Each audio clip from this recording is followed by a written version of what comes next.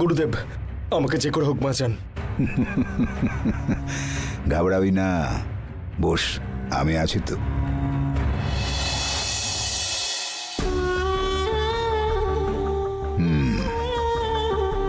এখন বল, কি হয়েছে? গুরুদেব, আমি সব রকম চেষ্টা করেছি, কিন্তু আমি কিছুতেই কিছু করতে পারছি না। ওর সাথে দৈবিক শক্তি রয়েছে, শেষ মুহূর্তে এসে ওকে বারবার বাঁচিয়ে দিচ্ছে।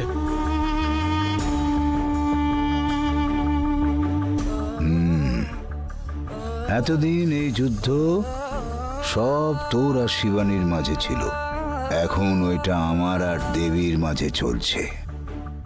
দেবী জিতবে নাকি আমি জিতবো, সবকিছু আমার উপর ছেড়ে দে। দেবীর শক্তি নাকি আমার শক্তি, সেটা আমি দেখে নেব। দেবীর শক্তি থেকে আমার শক্তি বেশি কিনা সেটা দেখানোর সময় এসেছে। এবার কি হবে গুরুদেব, আপনিই বলুন, আপনিই সাহায্য করুন। আর দুদিন আছে শুধু গ্রহণের। ওই গ্রহণের মধ্যে ওই শিশুকে শেষ না করতে পারলে ওই শিশুকে আর কেউ শেষ করতে পারবে না। ঠিক সেইভাবে তোর মৃত্যুকে আটকানো কারোর দ্বারা সম্ভব নয়।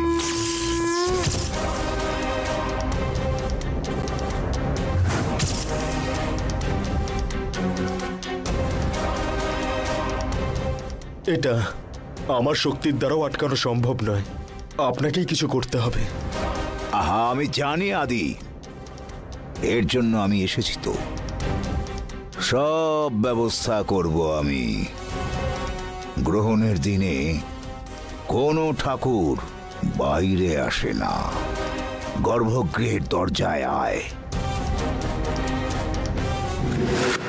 ওই দিনই সঠিক সময় ওই শিশুকে শেষ করার জন্যে আমি চারদিকে আমি স্রেফ একটা জাল বেছাবো। তুই শুধু এইটুকু কর।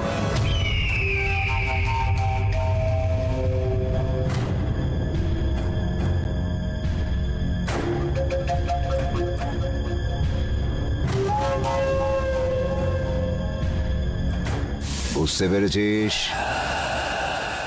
ঠিক আছে গুরুদেব, যাই হয়ে যাক না কেন আমি আর একটাও ভুল করব না। জিত আমাদেরই হবে। আমি যা বলেছি করতে হবে। এইবার যদি তোকে জিততে হয় তাহলে একটা ছোট পুজো করতে হবে। ওটার জন্য আমি সমস্ত ব্যবস্থা করে দেব। ঠিক আছে গুরুদেব।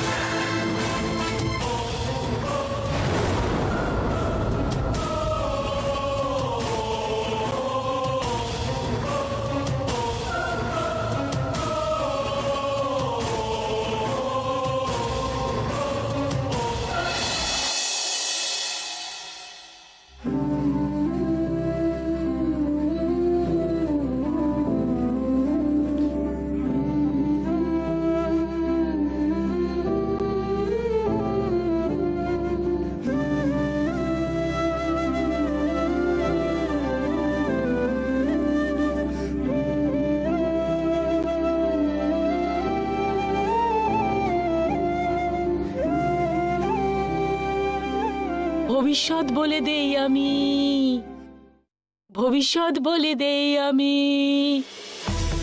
দেবী চামুন্ডি যা বলে সেটাই আমি বলি। এটা আমার কথা না, শুনবে। আমি যা বলি সবকিছু সত্যি বলি। আমি ভবিষ্যৎ বলে দেই, আমি ভবিষ্যৎ। আগে যা হয়েছে পরে কি হবে, আমি সবার সবকিছু বলে দেই, সবকিছু। আমি ভবিষ্যৎ বলে দেই, আমি ভবিষ্যৎ বলে দেই। সবই মা চামুন্ডির আশীর্বাদ। আমায় তুমি ভবিষ্যৎ জিজ্ঞেস করো মা, আমি বলে দেব তোমার সব ভবিষ্যৎ।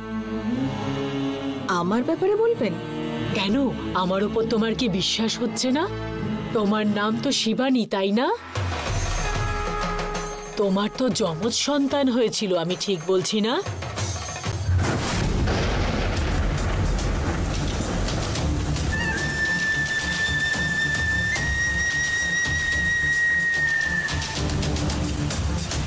তার মধ্যে একটা সন্তান তো আর বেঁচে নেই, তাই তো?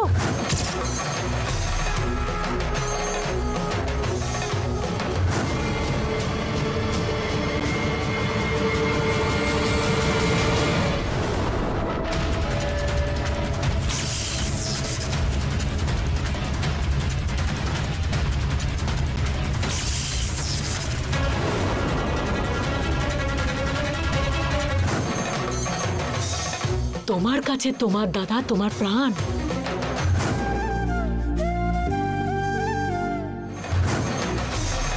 সেই দাদা তোমার জন্যই মারা গেছে, সত্যি বলছি তো।